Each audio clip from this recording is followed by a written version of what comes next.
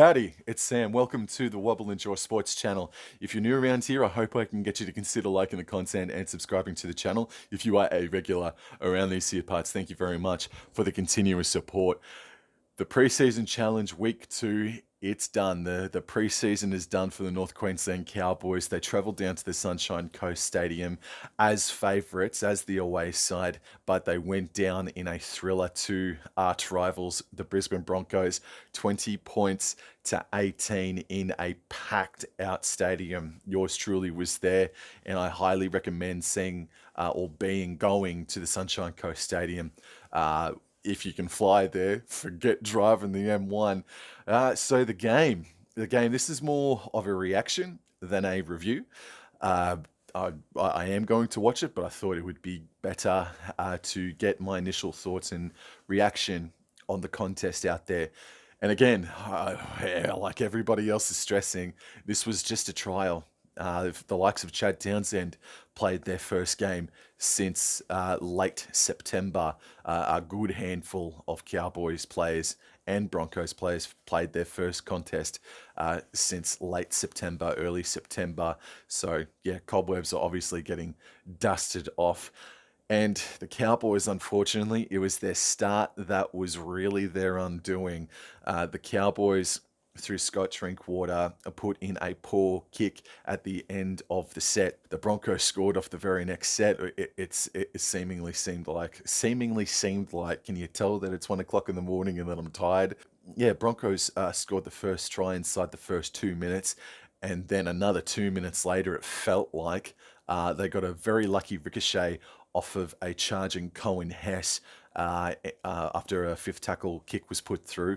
The ping-ponging ball landed in Selwyn Cobbo's lap, and he had enough power and speed to go over in the corner and score. Thankfully, however, the North Queensland Cowboys were able to hit back, and they nearly hit back twice in very quick succession. That first try came off a Jordan McLean offload, almost a flick round the back. It was a really cool offload by Jordan McLean. It found its way all the way in the hands of Valentine Holmes, and Valentine Holmes beat Tony Staggs once again and scored the first try for the North Queensland Cowboys. A lot of penalties throughout the contest. It did clean up the longer it did go on, but that first half was riddled with poor discipline, and seemingly as a person watching the game from the stands without having read the stats or anything like that, the Cowboys, the past 2 weeks in a row, we had a team last week that drew against the Redcliffe Dolphins, and that side is not representative of the first grade squad. And the thing that we wanted to see, I think the main thing that everybody wanted to see as a Cowboys fan, was to see better attack and just slightly better defense. But I think the defense tonight was unfortunately not as strong in that first half. And unfortunately, they didn't start the game well at all, the North Queensland Cowboys. In saying that, though, the Cowboys eventually did score a second try in that first half, and it was a really nice left to right play where it found Scott Drinkwater after successive sets or sustained pressure, and Scott Drinkwater was able to find a hole and make a couple of yards forward and then just fling it to Kyle Felt to score his first try. And it was it was very reminiscent of the try that Scott Drinkwater and Kyle Felt combined for in their game against Parramatta Eels up in Darwin in 2022. So that was cool to see live. But it would be the Brisbane Broncos that would go into the sheds at halftime with a 16-12 lead. But the best thing I think I can say is the Cowboys, their defense in the second half was becoming famous in 2022. It was something like 7 or 8 straight games where they didn't allow a second half point. And for about 30 minutes in that second half, they didn't allow any points, and the game-winning try came through via Jesse Arthur's catching a crossfield last tackle kick. So Brisbane Broncos only points in the second half after taking a 16 points to 12 lead at halftime came through a last tackle kick, and it was a great leap by Jesse Arthurs to defeat Murray Taulagi in the air. And also, it was a good kick to befuddle Valentine Holmes as well. But the try that came for the Cowboys in the second half was also a ricochet kick. A ricochet kick try as well, and it landed in the lap of Jeremiah Nanai. Who freaking else? Jeremiah Nanai, sorry, scored a try on his birthday today as well. So that was pretty cool. A play also in that second half that was sensational to see was Scott Drinkwater taking a goal line dropout, it was very quick too. And because it was so quick, he had the wherewithal to notice that there was nobody. There was nobody in front of the 10-meter line or anywhere near him. And he just put in a deft little dropout for himself, and he regathered. That was a really cool play. So just before, I don't want to wobble on too much. I sort of want to have some sort of structure to me reacting to the game. Chad Townsend, he kicked a 40-20 early on, which was fantastic. And he didn't stop trying. He really didn't stop trying. But there was a moment where he was about to put up a kick, but he simply dropped the ball. Chad Townsend was Rocks and Diamonds tonight. Sensational 40-20 kick though. Like that's something that I'd like to see a little bit more of as well. And what I also noticed too was that he was darting out a dummy half, and he was hitting the ball up quite noticeably.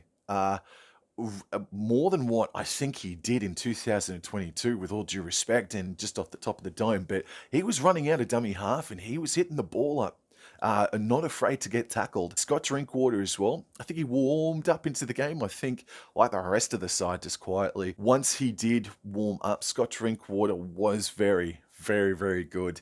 And I think his attack has evolved. I know it's just a trial, and I was sitting up in the grandstands, but I think I saw something. I can't explain it.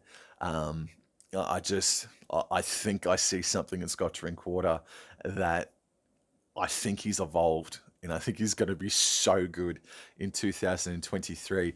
I will say though, defensively, he was good, but I think the last tackle, Ezra Mam, I'll get to him soon, and Jock Madden, found a lot of turf. I saw Scott Drinkwater chasing the ball, so that they did well to get Scott Drinkwater on his bike, and just seems like that there was a lot of grass that he was looking to cover up once the kick was being put in. Valentine Holmes and Peter Hiku, I think Holmes was the better of the two centres tonight for the North Queensland Cowboys. Very solid, but Hiku still had himself a fine game as well. The wingers, Murray Taulagi, he took another intercept. He took more intercepts than anybody else in 2023.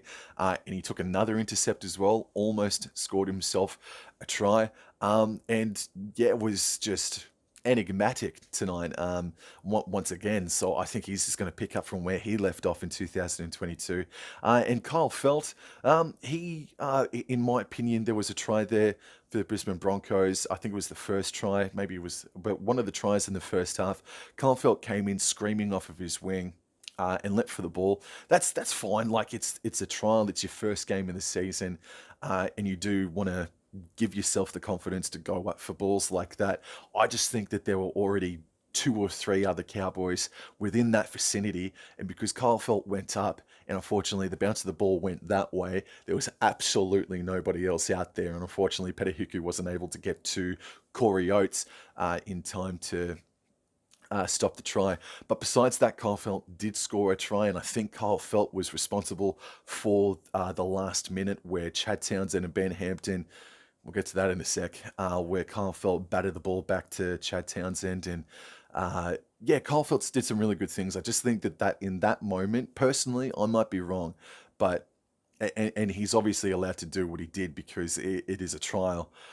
I just think that Kyle Felt probably should have stood back and just let the Cowboys in front of him deal with the situation and make sure that he was marking his man on Corey Oates, because it wasn't Corey Oates that went up for the ball. And Corey Oates was just sitting out the back and said, "Thank you very much." Tom Dearden was solid. Solid. There was a bruising hit that he put on, I can't remember, Tony Staggs maybe, but Tom Dearden was solid. Reece Robson was good. I'll tell you who I think may have gotten my man of the match for the Cowboys was Jake Granville. Jake Granville was so good tonight, bro. His darts out of dummy half, his hit-ups, one pass from hooker position, his defense as well. I thought Jake Granville concreted his position in the 17, which is fantastic because I was fearing that he was not going to have a spot within the 17, and maybe when a couple of Cowboys do come back into the fold that maybe he might lose that spot. But I thought Jake Granville tonight was awesome, and I think I'd give him the man of the match. The forward pack, Jordan McLean, I thought was sound.